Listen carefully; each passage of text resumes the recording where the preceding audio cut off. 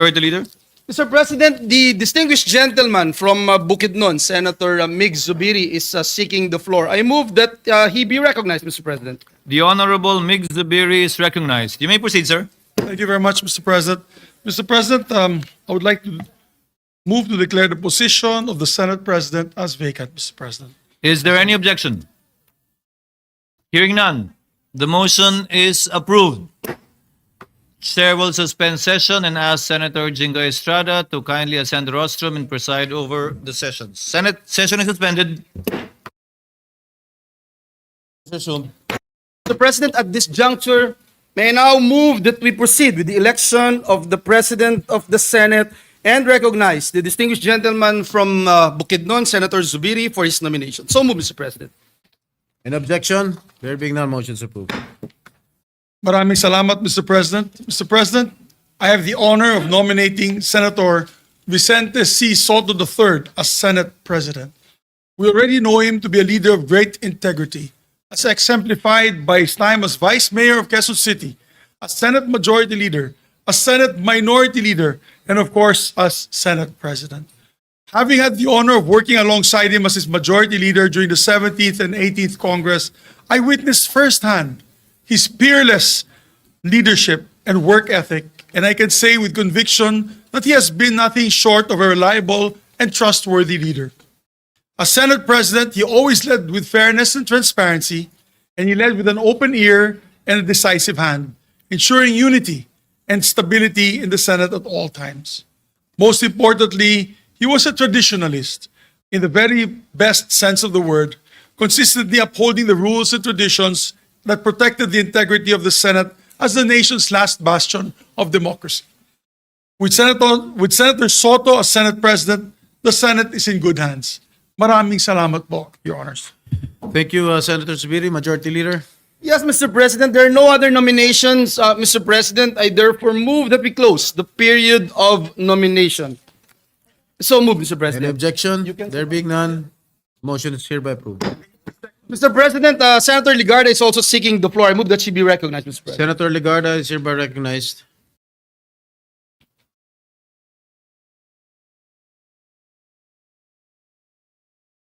Thank you, Mr. President. Distinguished colleagues, the Filipino people have always looked to the Senate as a pillar of our democracy. In times of profound challenges, when our citizens yearn for clarity and wisdom, they expect us to steady the ship and steer it with a clear compass towards safer shores. They do not ask for eloquence alone, but for proof that we can all place country above self and that we can govern with discipline, foresight, and courage. Discipline to resist the distractions of partisanship and to keep public service anchored in principle. Foresight to craft laws that anticipate the future rather than merely react to crisis.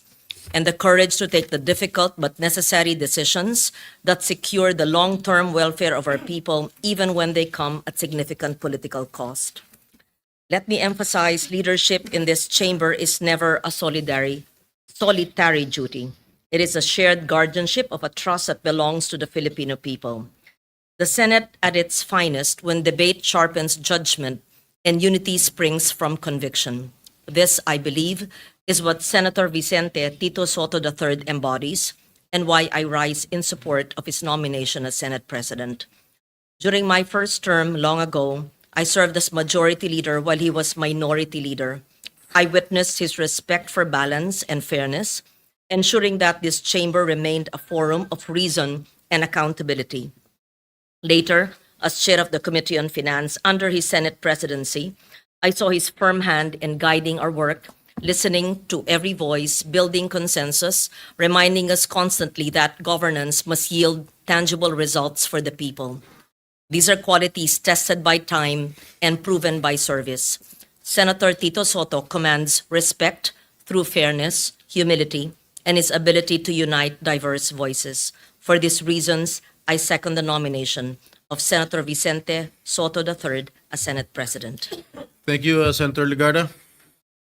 Mr. President, move for the previous motion, there being no other nomination. So move, Mr. President. It has been moved by the Majority Leader and seconded by Senator Lauren Legarda that the nomination be closed. Is there any objection? Hearing none, the motion is hereby approved. There being no other nominees for the position, Senator Vicente Sotto, the only nominee for the position of the Senate President, is hereby declared as the newly elected President of the Senate. Mr. President, may I move that we suspend the session to allow the newly elected Senate President to take his oath, Mr. President? Session is hereby suspended.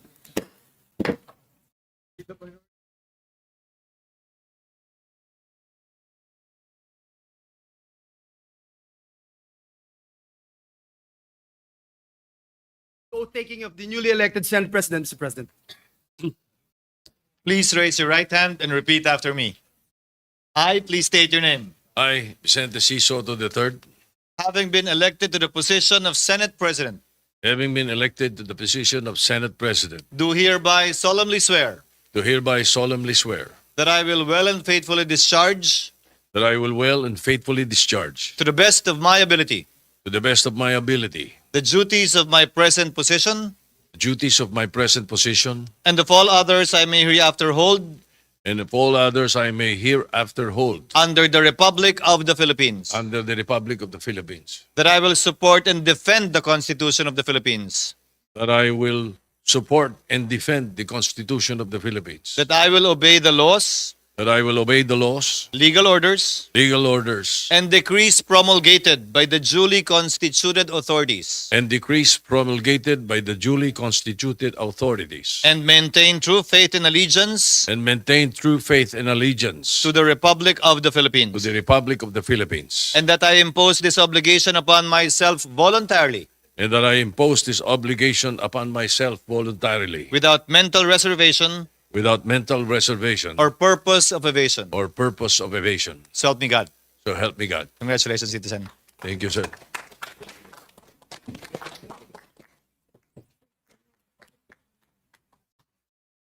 I ask for a minute suspension, Mr. President. Session is suspended. Mr. President, at this juncture, may I move that we recognize the distinguished former Senate President, Senator Chiz Escudero, to make a manifestation, Mr. President.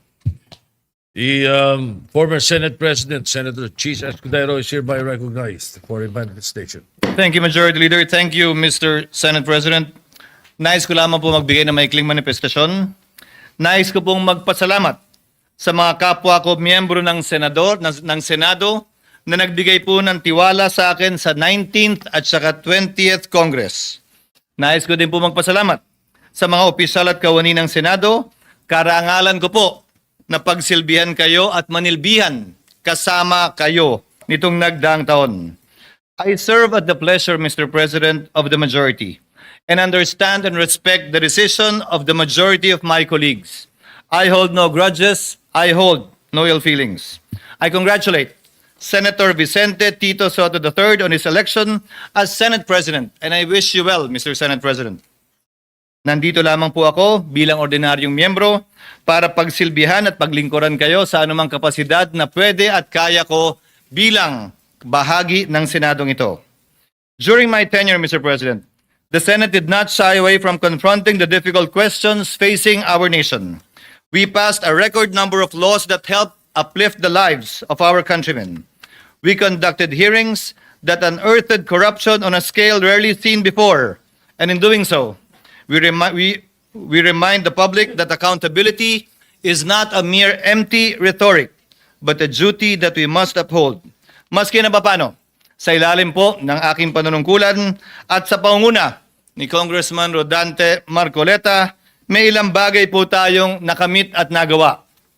Nakapagsalita na ng bombo kaninang umaga si Congressman Toby Chanco at nabanggit lahat ng nais siyang sabihin hindi nasabi sa kabilang kamera.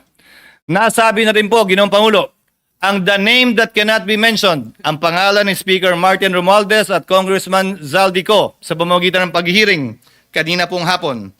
And as a final act earlier, Mr. President, I signed upon the request of Congressman Marcoleta the contempt order of Assistant District Engineer Bryce Hernandez, putting him under detention already here in the Senate. Mr. President, I am proud of what the Senate has accomplished together, and I trust that the spirit of transparency and courage that have been displayed by this chamber will be sustained. Sana po, mapagpatuloy natin to. Let justice and the rule of law be done and followed, though the heavens may fall. Thank you again, Mr. President, and please accept once again my warmest congratulations. Congratulations, Mr. Senate President. Thank you very much. And we thank the distinguished former Senate President, Senator Chiz Escudero, for his magnanimity and the work that he is, the service that he has given the Senate and the Filipino people. Thank you, Mr. Senator.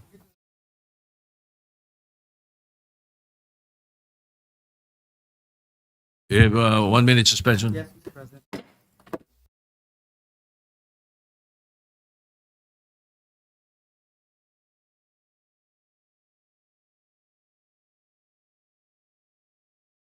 Majority Juncture, Leader. I move that we recognize the distinguished gentleman from Bukidnon, Senator Mig Zubiri, for his nomination. I so move, Mr. President. The gentleman from Bukidnon, Senator Mig Subiri, is recognized.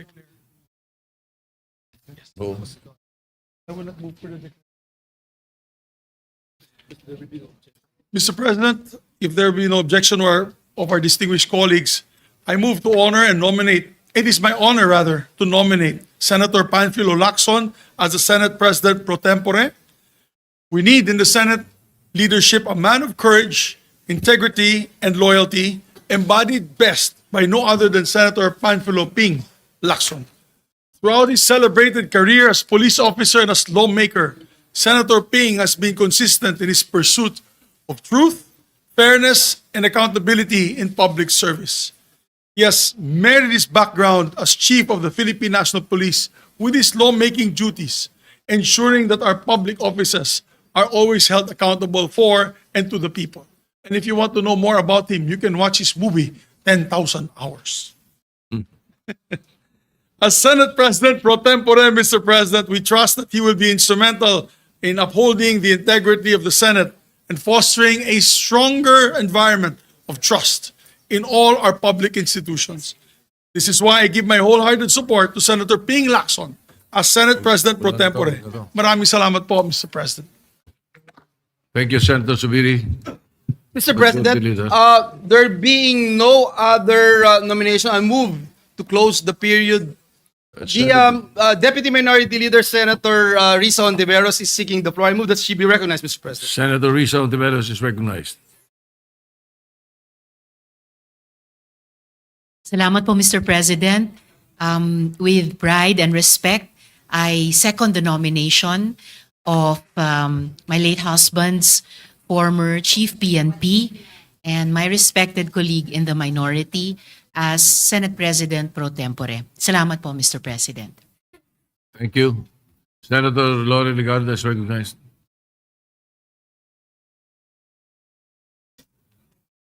Mr. President, distinguished colleagues, ang tama ay ipaglaban, ang mali ay labanan. These words capture the essence of Senator Panfilo Ping Lacson's public service. They are not mere slogans, but a creed he has lived by in more than 50 years of public service as a police officer, humanitarian, and legislator. On just the 12th session day of this Congress, while many committees were still preparing to organize, Senator Lacson had already pieced together a puzzle long hidden from the public eye. True to his role as the watchdog of the national budget, he examined budget allocations line by line and deployed his team to the ground. This is the work of Senator Lacson, to let truth speak through evidence and prove that integrity is not negotiable.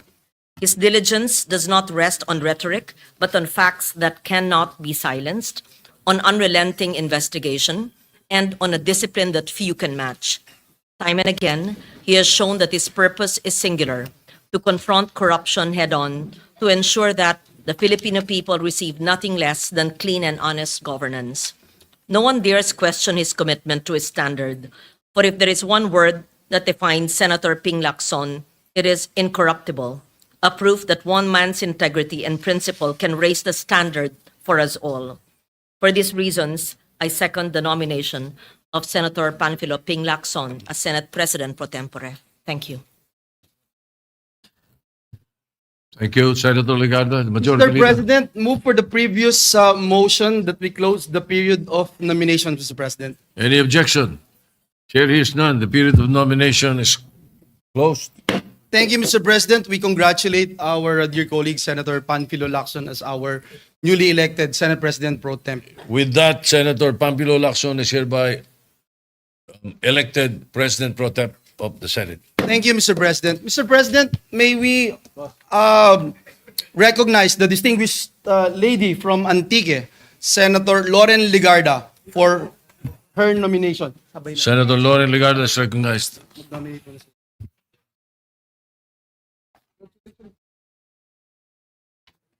Mr. President, distinguished colleagues, I rise today to nominate Senator Juan Miguel Migs Zubiri as Majority Leader of the Senate. He is the leader who has consistently proven himself to be a consensus builder, a consultative leader, and a legislator whose more than 2 decades of service have been marked by diligence and perfect attendance. At only 39 years of age, during the 14th Congress, he became the youngest to hold the position of Majority Leader. He would once again assume this role during the 17th and 18th Congresses, bringing with him greater depth and wisdom to bridge differences and unify voices to keep this chamber focused on the greater good.